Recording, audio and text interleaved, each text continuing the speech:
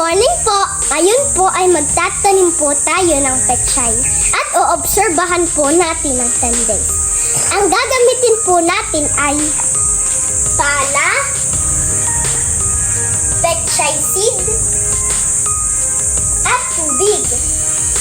Ang paso na may lupa, itatanim po natin dito ang pechay seed.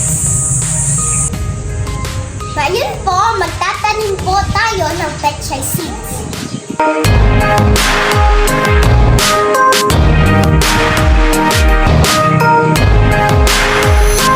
At tatakluban po natin ng lupa.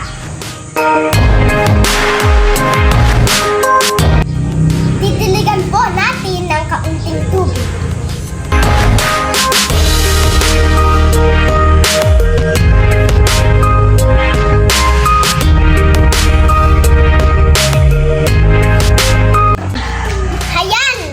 Na po.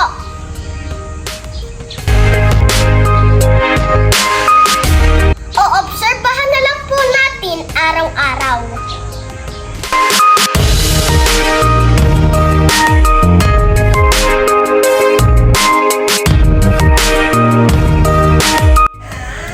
Sa ikalawang araw po, makikita natin na wala pang sumisibol na mga buto sa aking itinanim. Sa ikatlong araw, mapapansin po natin na ang aking mga itinanim na buto ay nag-uumpisa ng sumibol.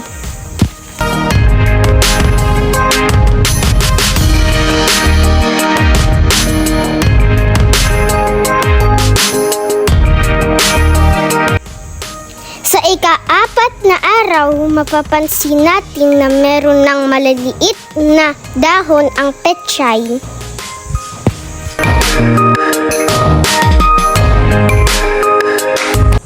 Ganito na po sila sa ika-limang araw. Medyo malaki na ang mga dahon at tumataas na rin ang puno.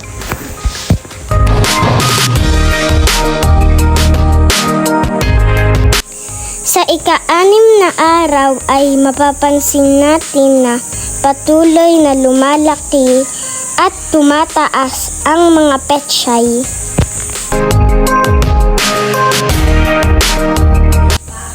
Sa ikapitong araw ay nadadagdagan ang laki ng pechay.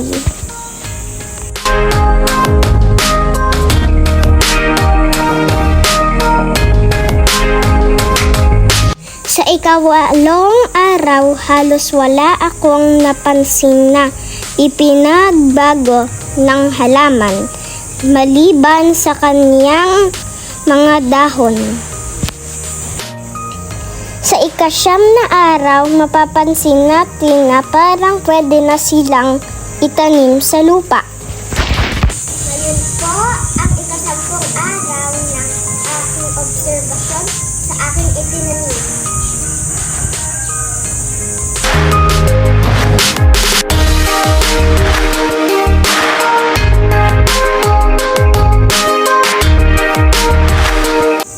Ganito na po sila kalalaki.